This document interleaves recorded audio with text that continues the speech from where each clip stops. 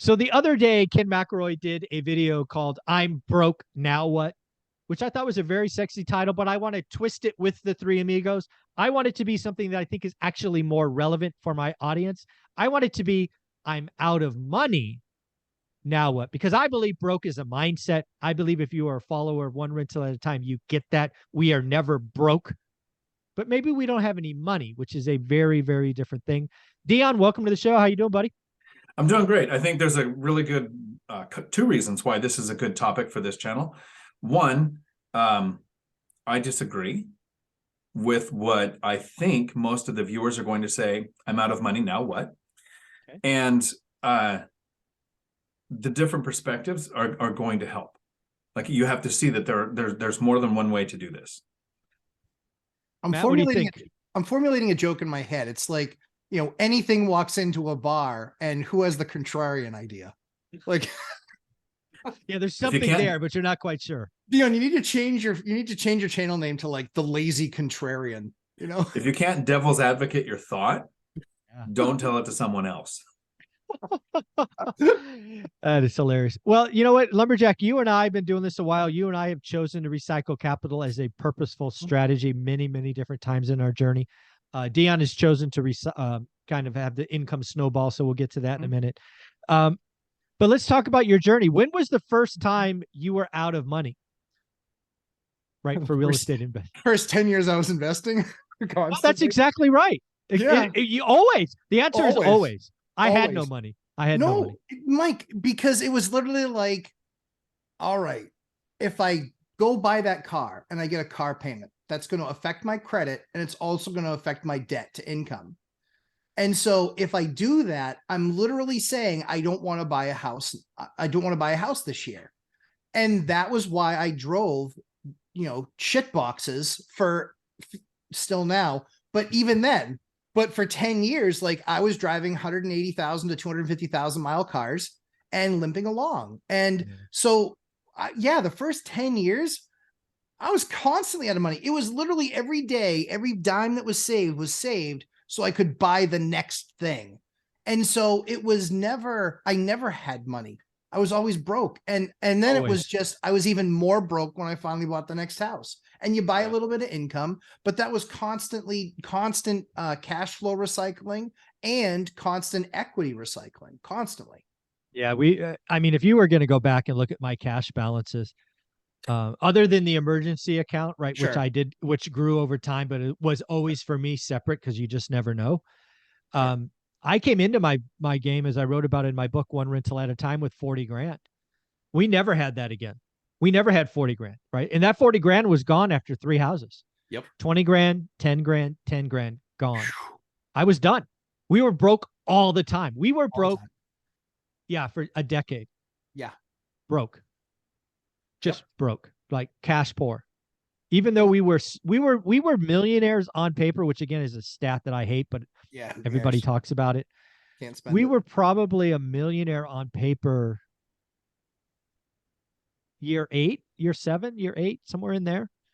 And but yeah, cash, other than the emergency account, never more than 40 or 50 grand.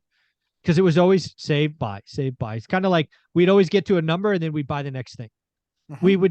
I got loans on cars, all this kind of stuff. So let's go back to Dion and get us a little twist on all of this. What do you think, Dion?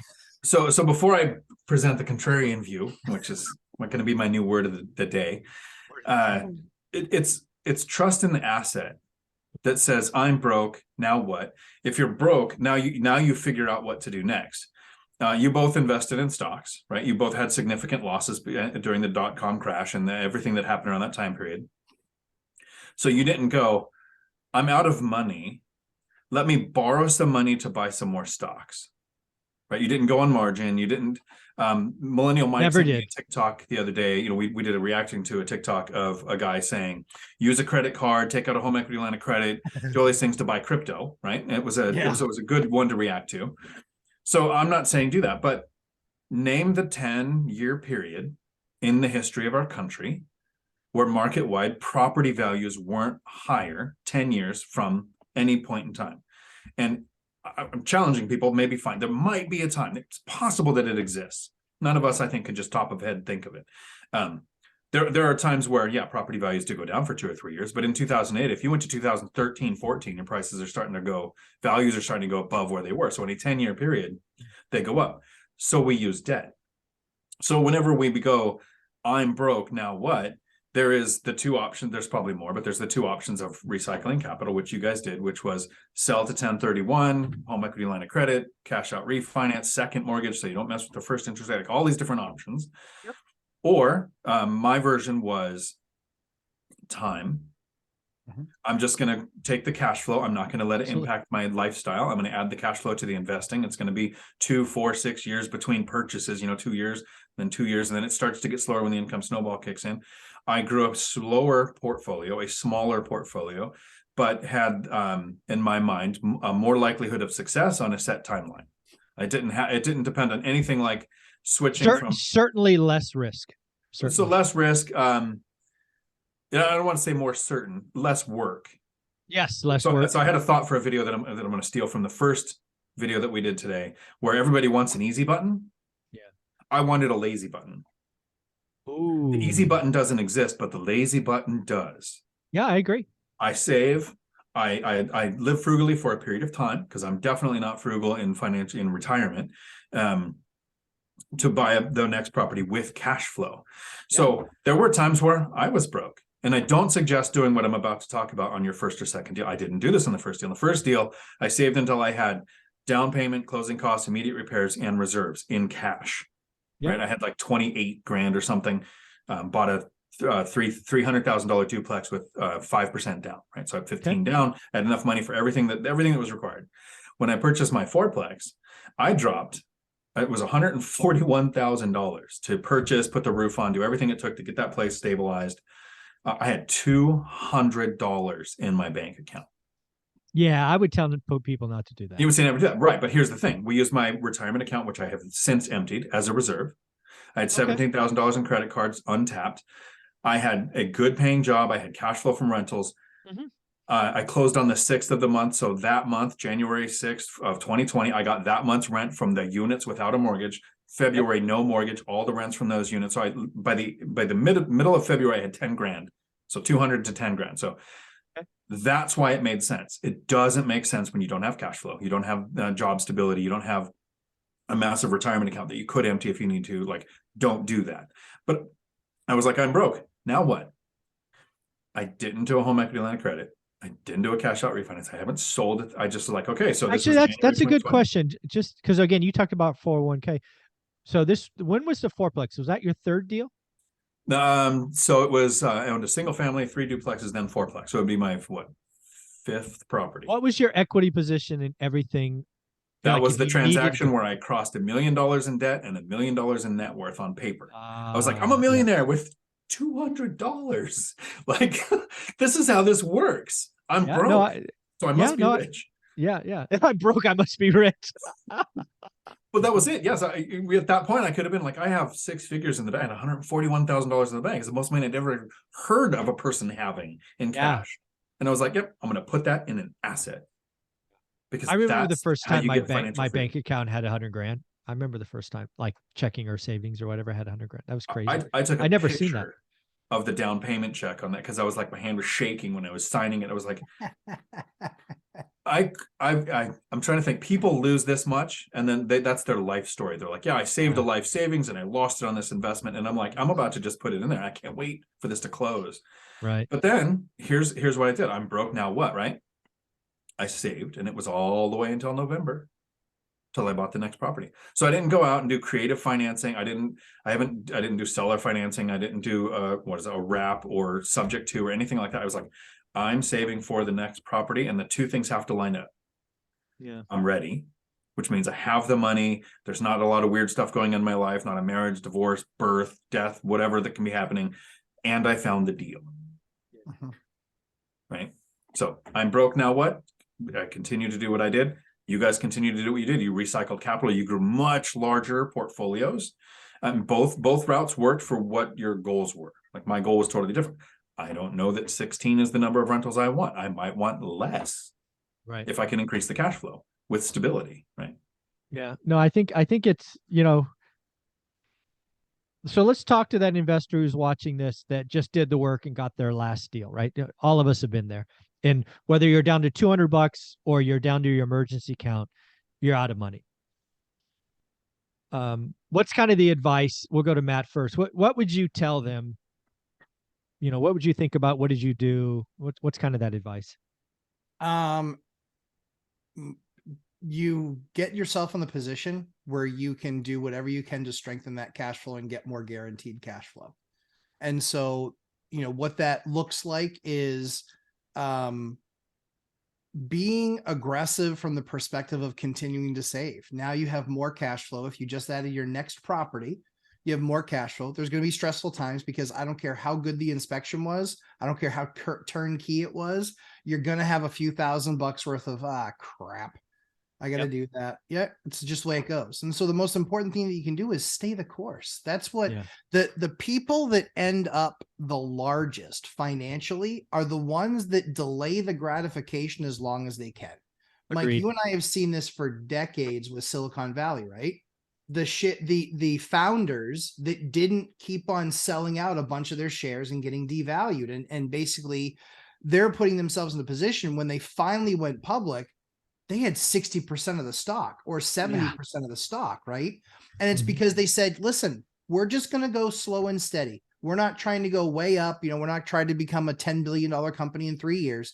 Because here's what usually happens in that case. You're watching a lot of these zombie companies they're going to be just like the dot bombs where they're going to disappear. And there's one in my space that got a valuation of $4 billion. And they're going to be lucky to have a $500 million valuation by the end of this year. Wow. Lucky. Yeah. Yeah. Dion, what would you tell someone? Just closed a deal, the fourplex, they're looking at their bank account with $200. What would you want to tell them? So I actually really had a conversation very close to this. Every now and then we do this. I don't know if but I've been doing this giveaway of an hour, have a phone call, right? I would sell it for $5,000, but I don't want to create a job. So I said it so nobody's going to pay that, but I give away the hour. And this, I should have asked if I could share his name, so I'm just going to do it. Yeah, first name only. He said his name is Cody, and he's not Cody and Christian. Cody. He said, I'm Cody trying to do Cody things. I'm not Cody doing Cody things. He purchased 5 duplexes in 3 years, 10 units, right? But in the conversation, he was a little upset with himself because in 2022, he didn't buy anything. I was like, so in 2 years, you got 5 duplexes, 10 units, and you're not celebrating, right? Yeah. You're broke, right? You're working on the next thing. So he did some rehabs and he did some tenant turnovers and that kind of stuff. So the next thing is keep hunting for the deal. Exactly. Right? It's not like you put yourself on pause and in 6 months, I'm going to try to jump back in the market, because the right deal might pop up where partner is the right answer. The right deal might pop up where seller financing is the right answer. Subject to might be the answer. You won't know if you're not looking. Continue to save, continue to work on your credit score, keep it up there so you have the best lending options. As you save each month, like Matt said, you continue to compound that savings, more and more options open up. It might be, okay, I have enough for a down payment on an owner-occupied next house hack, but I don't really want to do that. So you're hunting, and now I've got enough for an investment property, but you're not finding it, so you're hunting for the deal. As you save, you might go, okay, now I have enough money to do a BRRRR with my own money without needing to use hard money, so I don't have to worry about refinancing out, don't worry about interest rates, don't worry about prices, don't worry about ARV. All of those things won't happen unless you continue to do the work every day, even though you're broke. Yeah. I think that is the point that I wanted to close on, and I'm glad we're going to hit it twice. First and foremost, I would say congratulations. All of us have been there. We will likely all be there again. And you're doing it on purpose. This is part of the plan, right? You build up a kitty, you flush it. You build up a kitty, you flush it.